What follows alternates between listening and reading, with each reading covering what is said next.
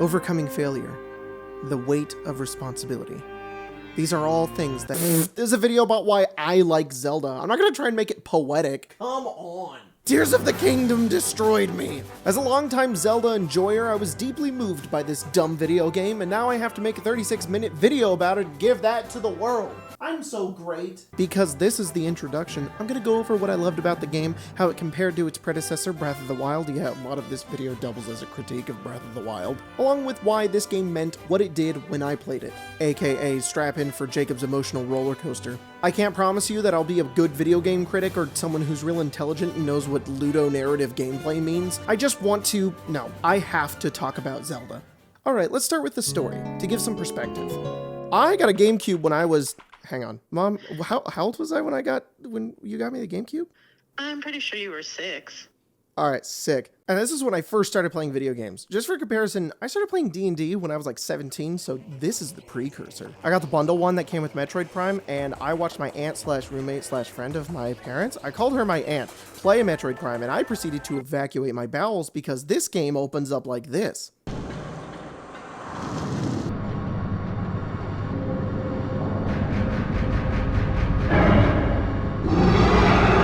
So I stuck with Spider-Man 2 and Finding Nemo because, you know, I was 6. I ended up playing Metroid Prime later. I love that game so much. Later on, I ended up getting lots of games like Harvest Moon, Animal Crossing, Sonic Heroes, and... Super Smash Brothers!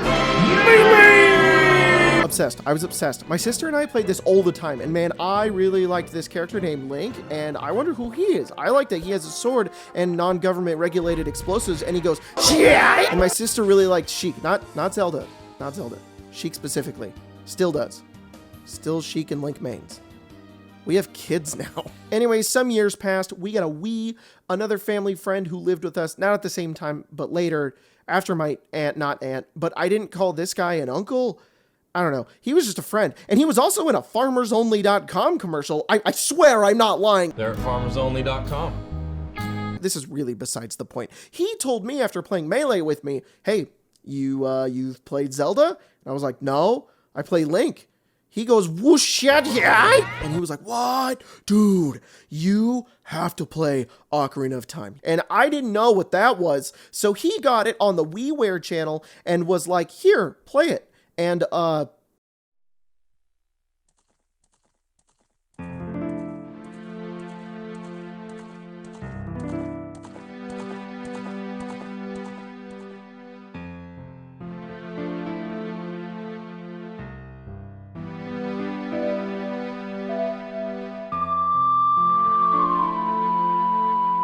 this definitely had an effect on me.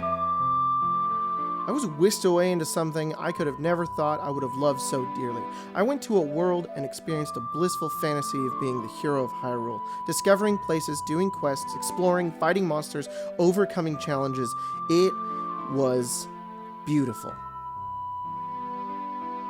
Then I played all of them, and I've loved them ever since. It was the first real big ADHD hyperfixation that lasted at least a year and then came back around when I finally got my hands on Twilight Princess, like a year after it came out. And I remember pre-ordering Skyward Sword, and sorry everyone, I was 14 and I love that game and still do, but yeah,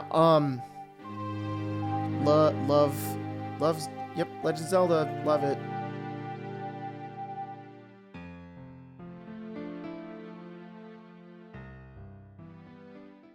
Years passed, and some things that should not have been forgotten were lost. History became legend, legend became myth, and for 2,500 years, Legend of Zelda passed out of all knowledge. Not really, I didn't forget about Zelda, I just kind of really fell out of it, you know? I was doing other things, I really got into D&D, I got into other games and stuff like that. I was growing up, I was doing new things, and I always kind of looked back at Zelda being like that thing I really liked as a kid, but, maybe thought was a little cringe for some time afterwards. Okay, I'm literally in the middle of editing this video right now, and I was going back through the my channel to look for old videos to use for footage right here, and I sorted by date, and I still have videos on XP to Level 3, my main channel, that are look, I just have like these old clips, like the fan-made trailer for Fallout, Doctor Who, and BioShock, but the first thing is a Skyward Sword like music video, and it is ineligible. It is copyrighted 2011. I completely forgot this had existed. Okay, this is just a weird discovery in the middle of this video. And then Breath of the Wild came out, and I don't know, I guess I was just in angst mode or something, because I wasn't really super hyped for this game. I mean, I heard about it, and, you know, everything I sort of explained. And I mean, just by comparison, if you would have seen how feral 13-year-old me went for Skyward Sword compared to this, I was just like, well, cool, yeah, I'll play it sometime. But I mean, we did end up buying a whole Switch just for this game, so maybe there was a little bit of, you know, young Jacob still in there being like... But yeah, we got a Switch back in 2017, and we only had the one, and Spencer honestly played most of it, and she loved it. She'd never really played Zelda before, and we take turns playing it, and I had a lot of fun with it, and we have really good memories of that. Like, that was a super fun time when we got to play that. And I really need everyone to understand here, because, look, I really like Breath of the Wild. It's a great game. But, you know, as a rabid frothing Skyward Sword enjoyer, I just felt like something was missing from Breath of the Wild, and... Okay, yeah, here's the part of the video where I criticize the ever-living Din Farore and Nehru out of Breath of the Wild, because while I do like it, to me, like every other Zelda game is like a 9.5 out of 10. And Breath of the Wild is like a 7. It's above a 5, but I have some issues. But it's hard to fault Nintendo and the Zelda team, though, because they were experimenting. Lots of people didn't like this game, and I think their direction with this one was comparable to genius. Like, whoever decided that fire makes wind go up to make you fly, or you can reflect lasers back with a shield, deserves to live on top of a mountain peacefully until the end of their days. Like, wow, that's incredible. But also, this sound makes me feel physical pain. Oh my god, I hate the shrines in Breath of the Wild. If I can have anything to complain about, it's gonna be the shrines. They are such a chore. It's like, I need to do them, but also I don't want to, because this game is so beautiful. It's...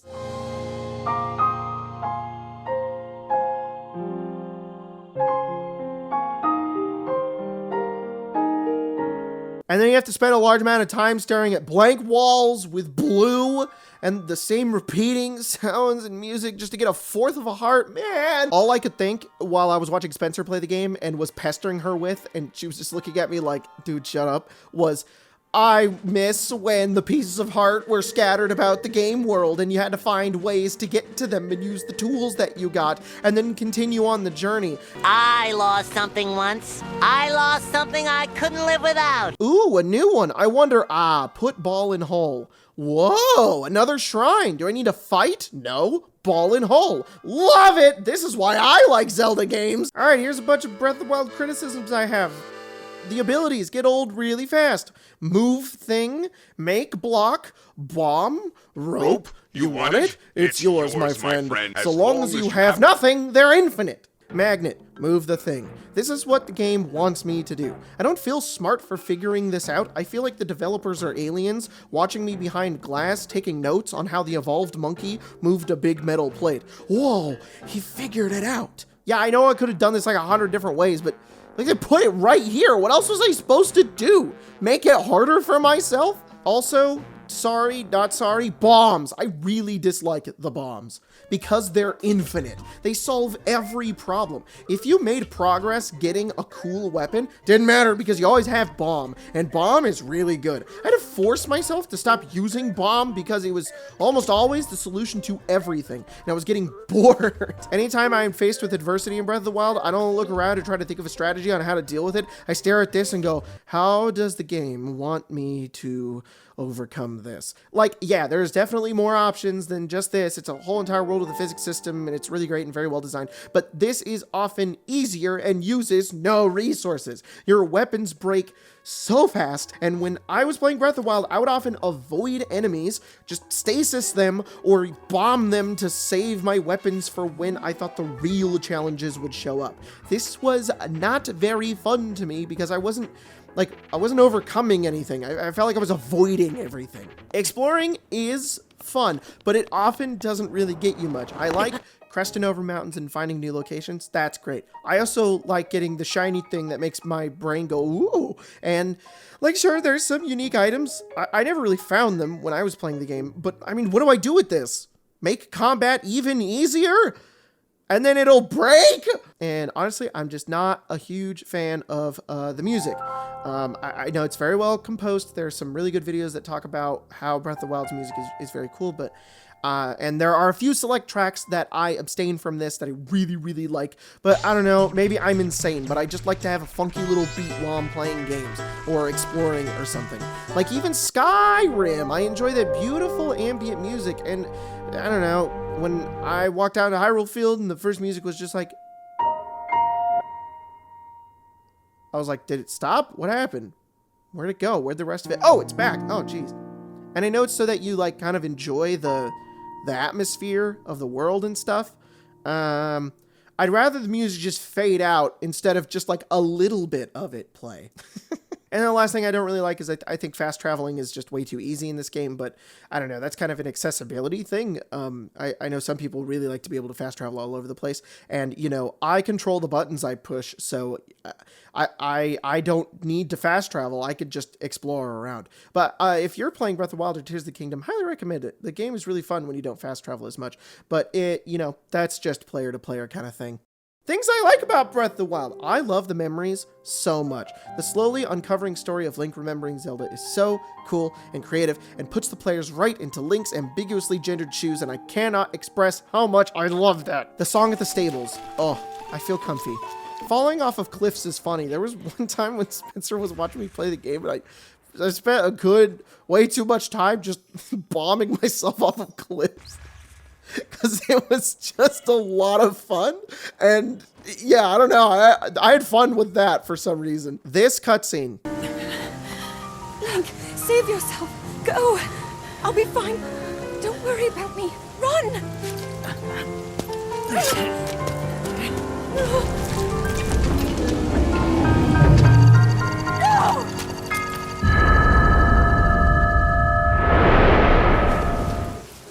Link! Get up! You're just fine.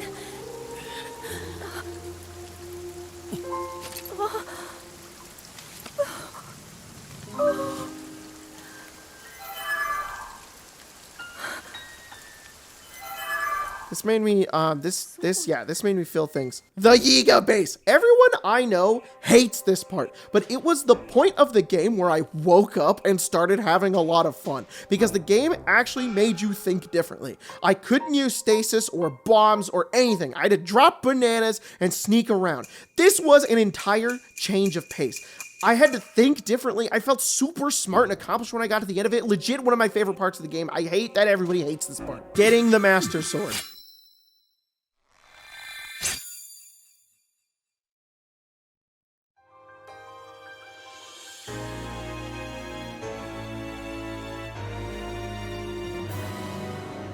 That was really cool. Hyrule Castle. Enough said. Kakariko Village, for some reason, I love a lot. Like, okay, Hyrule Castle. This entire game had me feeling like, eh. And then when I walked up to that castle, when I gathered all the materials that I needed, cooked 10 family-style YouTube mukbang Gordon Ramsay approved Iron Chef 3 Michelin star meals to prepare, and I stormed that castle,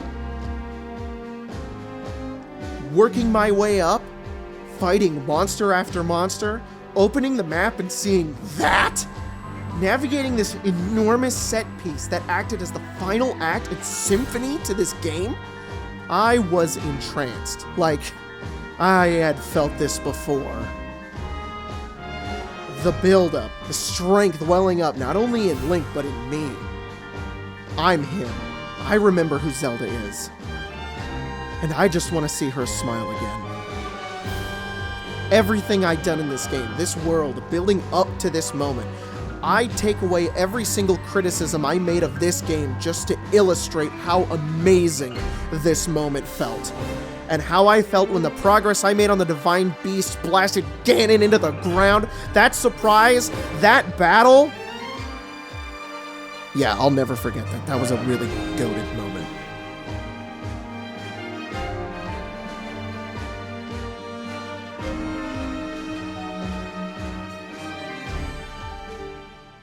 And some things that should not have been forgotten were lost. History became legend. Legend became myth, blah, blah, blah, yeah. I proceeded to forget about the game for a little while, just kind of lingered in the back of my head as, yeah, game was fun, super innovative, loved the ending and story, but as a longtime Zelda fan, it was different and made me long for that feeling again, and it's fine. Some things don't last. I was a kid exploring Hyrule, and I don't need to make all the people who just got into Zelda purely from this game wear my green tunic tinted glasses. It's fine. Oh, cool, they're making a new one. Cutscene's kind of spooky. That's neat. I like Zelda's haircut. Whoa, is it Ganondorf? I don't know, he's looking a little dehydrated. I don't know, I'm sure it'll be great. Anyways, I have a baby now, and what? It comes out next week? There's a new trailer? What's happening?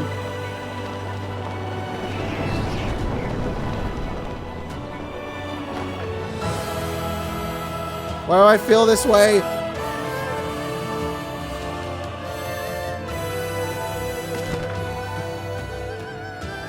Oh my god.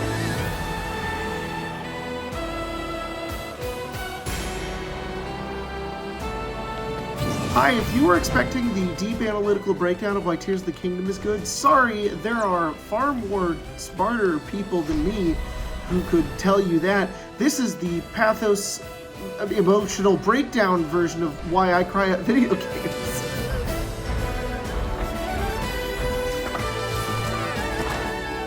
At its basics, obviously, Tears of the Kingdom is really fun because you can build stuff. The depths is super cool.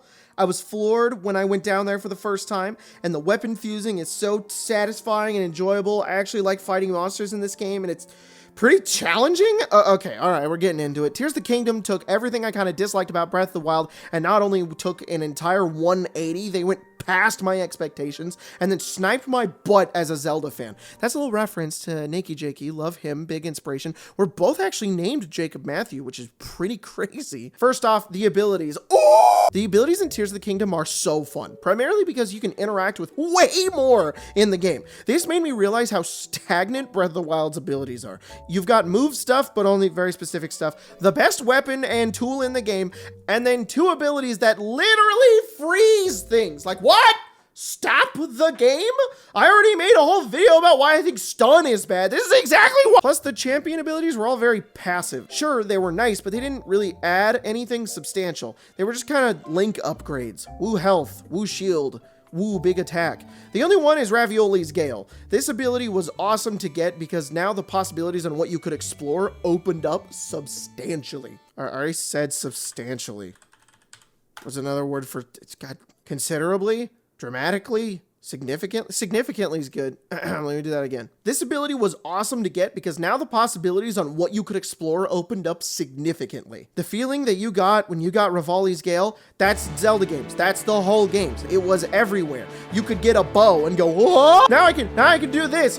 The hook shot's longer now. Now I can get here. Whoa! There's so many things I can explore. What about this little top thing? This you could only use the Beyblade like in a few places. There wasn't really a whole lot of things you could do with this guy. But double claw shot! In Tears of the Kingdom, you could stick things together to make horrific inventions. This makes me think, what else can I make? Magnet made me think, oh boy, I'm gonna have to use this a lot. Ascend! I don't have to spend 10 minutes doing...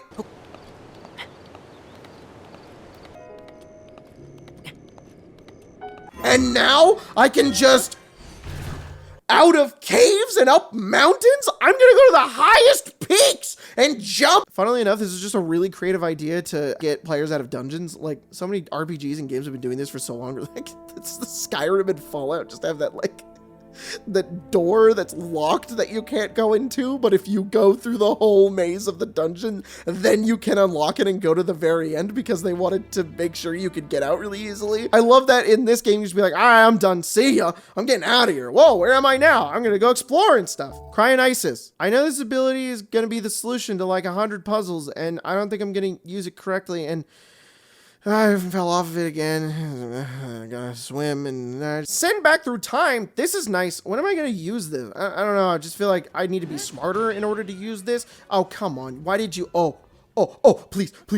Oh my God. Come back. This game is amazing. This game is amazing. Stasis. Hee. This is funny. I'll use this primarily when I'm about to die or just forget about it unless I want to meme around and go, woo. But it's not very useful. It's only useful to get the enemy to be like, stop attacking. I need to eat some food. Fuse?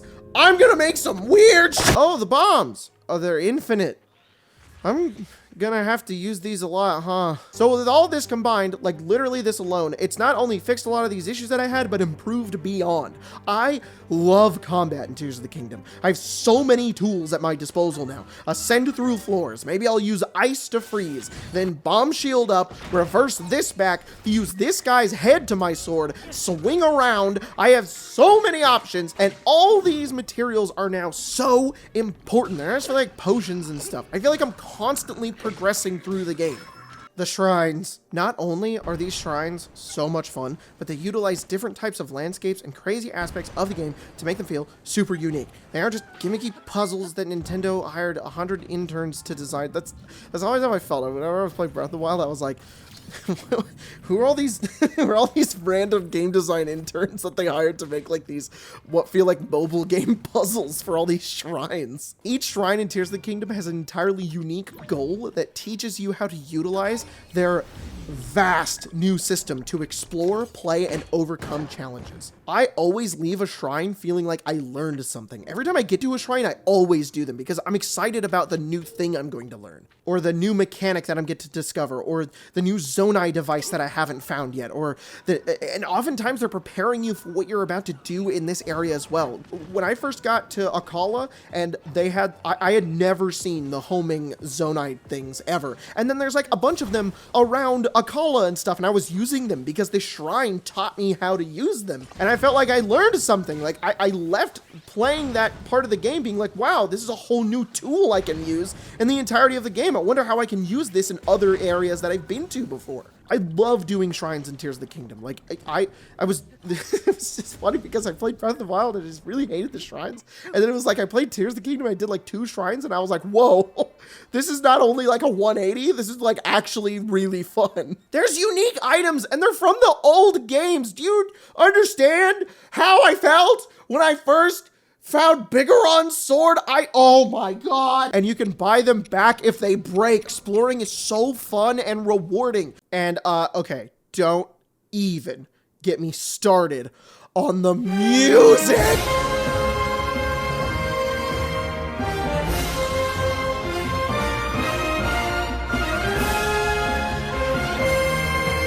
I'm gonna tell you a little story. When I first got to the Wind Temple, I was overcome with emotion. All right, hear me out. I'm trying my hardest not to be super dramatic for like the 10th time. This was kind of the moment where I realized, this is when it all hit. The constant ascent upwards, bouncing off the ships, then cresting over and landing inside the eye of the storm after looking up at it for so long. This feeling was incredible. This dungeon as well not only made me feel smart, by the way, it twisted and turned and forced you to think outside the box and fly around. Like, flying around is so fun, and it's like the developers knew. They were like, we know flying around is super fun, so we're gonna make you do it like a ton, and instead of giving you like Revali's Gale just shoots you up so you can just go to where you need to go, we're gonna give you this ability that just like shoots you forward to make you faster, to make you think about the horizontal and verticality of it. The entirety of this dungeon just helped you utilize this new ability that you gained, and it sent me right back to being a kid and playing Wind Waker during the summer, where we got a pool and I'd drive in the living room while running through the temples, and yeah, you already know, I lost my mind at this.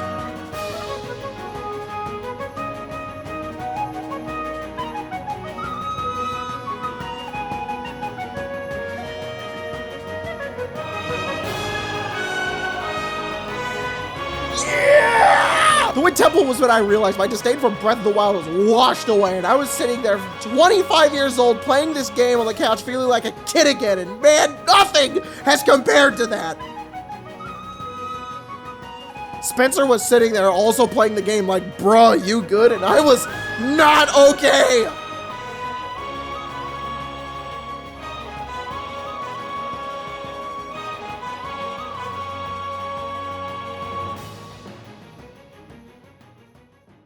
This continued. The critical aspect of my mind just faded away, and I got lost in this game. This game that managed to send me right back into the blissful aura of childhood. In between being a whole dad, I was doing nothing but playing this game. Okay, I'm gonna stop for a sec, because I'm going to spoil the game now, so really, if you haven't played it, go do it.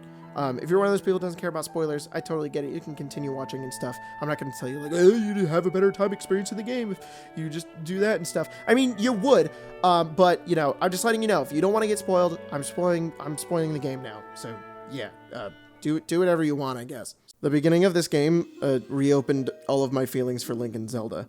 I really like them in this game because not only have they had a past history together, but they're the survivors of this world-ending event. In the past, it was just like, yep, Link did the thing and Zelda's fine, that's it. But Tears of the Kingdom starts us off like, hey, it's them again, and they're exploring and being a couple, and they have a house together, and leading up to Link losing her emotionally charges the entire story. This isn't just a Zelda game where you're gonna save the princess. This is Link's friend, his implied love. There's history and connections here, and it feels so personal, far more personal to me than previous titles, except for you, Skyward Sword. Thus, getting the first few Dragon Tears was pretty melancholic.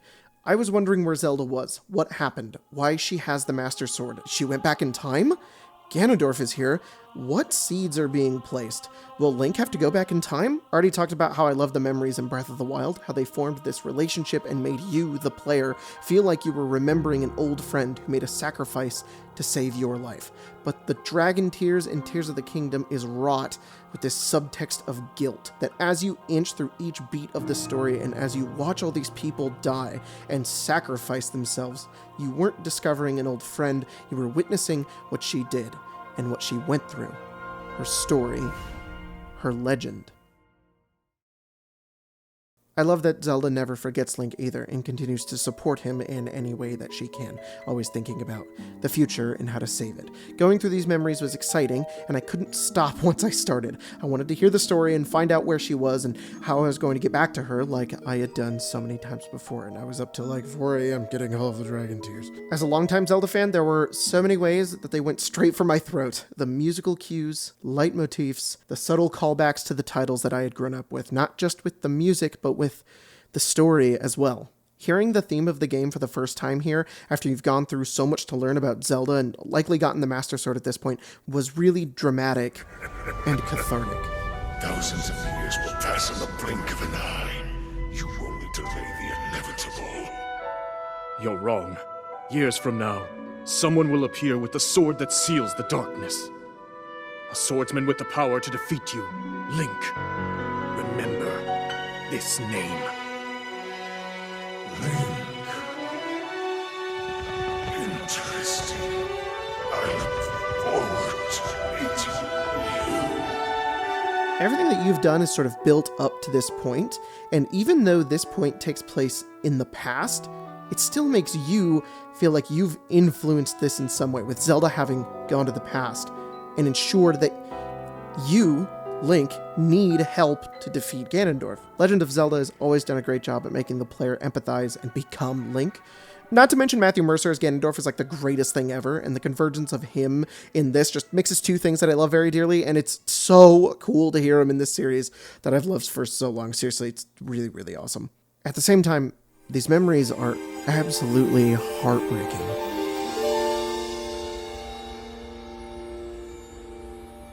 How is the Master Sword?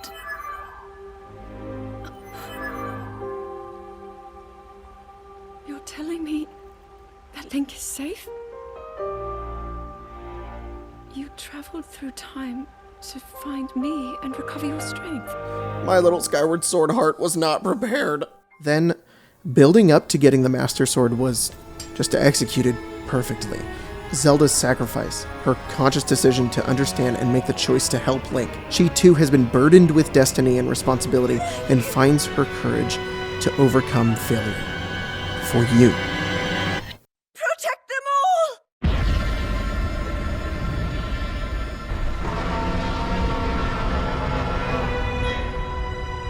Not just as a big beam of light that's stuck somewhere, a physical transformation. It works. She's in the very beginning of the game. That sacrifice is present and a reminder as you play Tears of the Kingdom. And man, it is gut-wrenching to start here, build up, get the sword, and just live with it.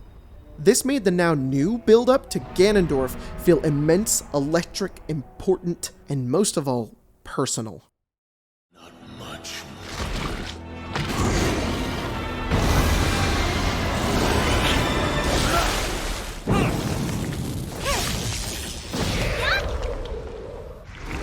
Link, we are here. Cool, I'm crying again!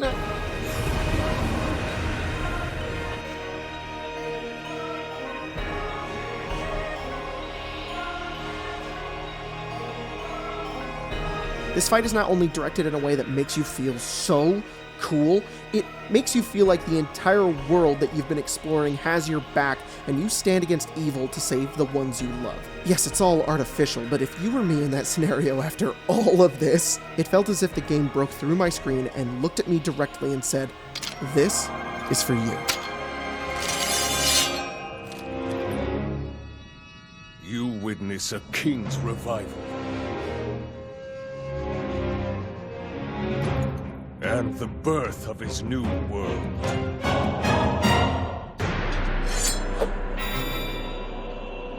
I fought him on 3 hearts because I had like no anti-gloom food and I didn't want to reload my save, and this was the most intense and elevated final boss fight I ever played.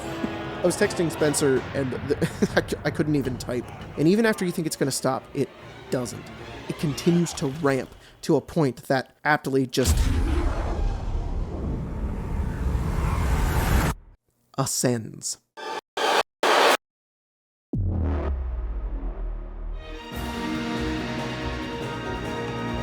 The culmination of this entire ending is so perfect. And for a while I was trying to figure out why, but I think I know why. Link fails. These games are about failure. The failures of ourselves, friends, ancestors. Failures that are always present and obvious. Regret and sorrow haunt each Zelda title. And Link, you are always burdened with righting these wrongs, purifying the evil, the weight of responsibility. And even still, Link often starts each game faced with failure. But what you learn through these games, what I learned, is that they aren't just about failure. They're about overcoming it. These games have taught me, even though you're faced with adversity, your childhood stolen, your friends taken, your home gone, the weight of all your failure on your shoulders, like it's the end of the world, it never is. With the world at your back, you can find that courage within you and overcome.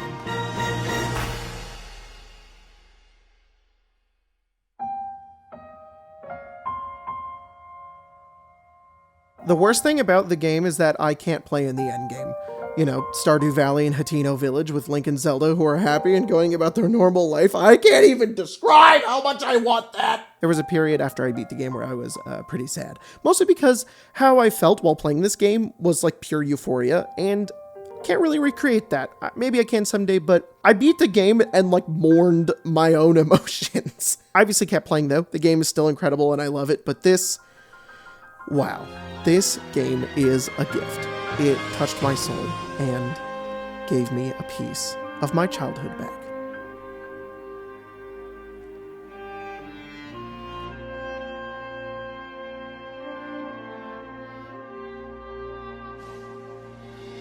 Thanks everybody for watching this video. I know it's a little bit different, a lot different, very different than what I normally do, and I spent a lot of time editing and making this video. It took way too long, but I was really chasing the muse with this one, and I hope you guys liked it. I really enjoyed making this video, and I think I want to do similar ones in the future. Just talking about things that I really like. Just sort of in general, I don't know. I enjoyed this a lot. It was a huge change of pace, and it was a lot of fun. So if you watched all the way through, thank you so much. Really appreciate it. And if you're one of those people that has been subscribed to me forever and watches all my videos and you watch this entire thing, thank you so much. It means so much to me. I can't describe how much you mean to me. So, all right. I appreciate all of you. Thank you again. And I will see you next video.